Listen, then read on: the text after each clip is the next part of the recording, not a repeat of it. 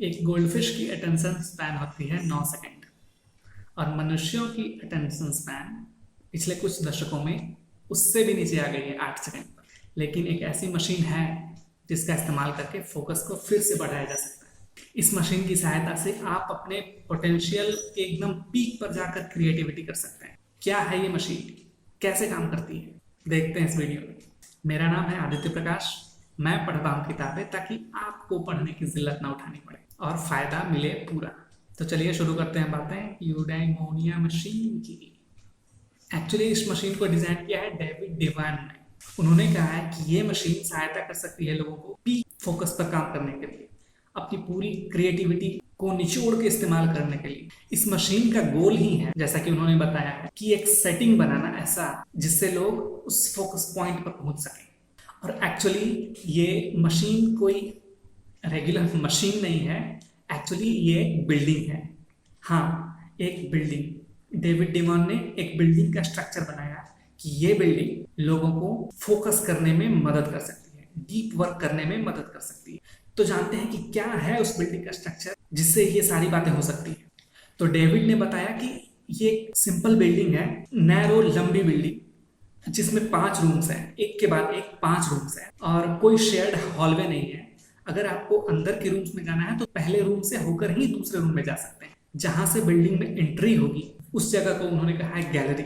उस गैलरी में, उस बिल्डिंग में जो डीप वर्क हुए हैं वो सारे वर्क्स डिस्प्ले रहेंगे ताकि लोगों को इंस्पिरेशन मिले।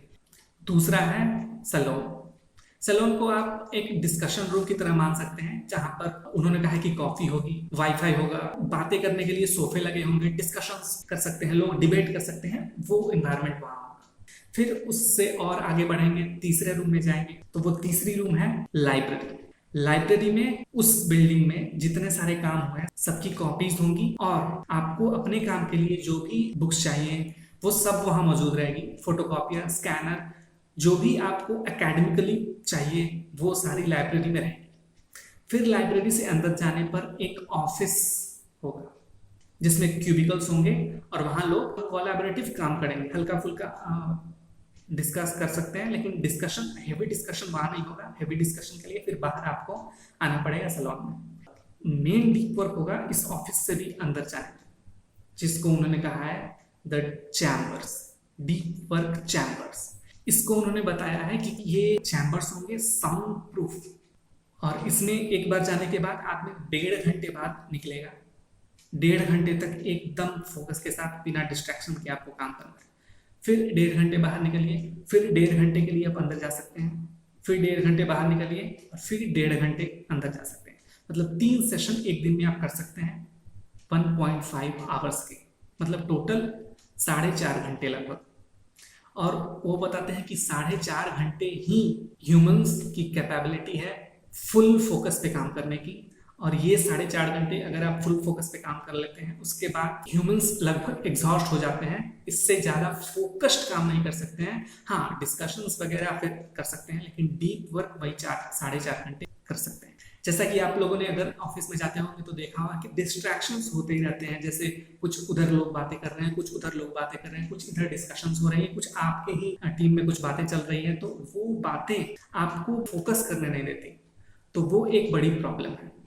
उस प्रॉब्लम से निकलने के लिए इन्होंने कहा कि डीप वर्क चैम्बर्स में आपको जाना पड़ेगा। आप डायरेक्ट डीप वर्क चैम्बर्स में नहीं जा सकते, तो आपको सारे हॉल्स से पास होकर ही जाना पड़ेगा।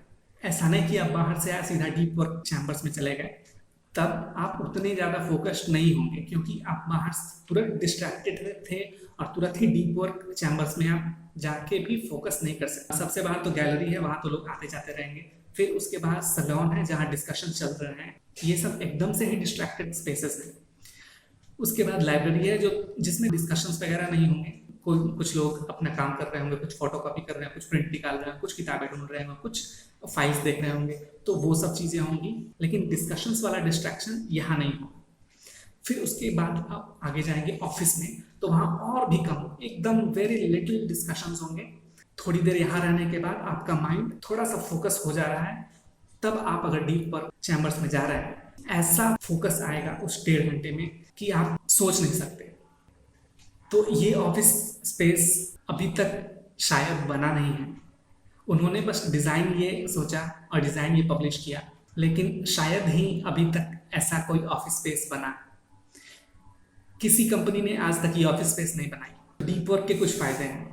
अगर ऐसी बात है, फिर कंपनीज क्यों नहीं ये स्पेसेस बना रही हैं? रेगुलर ऑफिस स्पेस ही सारे क्यों बन रहे हैं? अगर आपको ये बात जाननी है तो आप इस वीडियो में देख सकते हैं।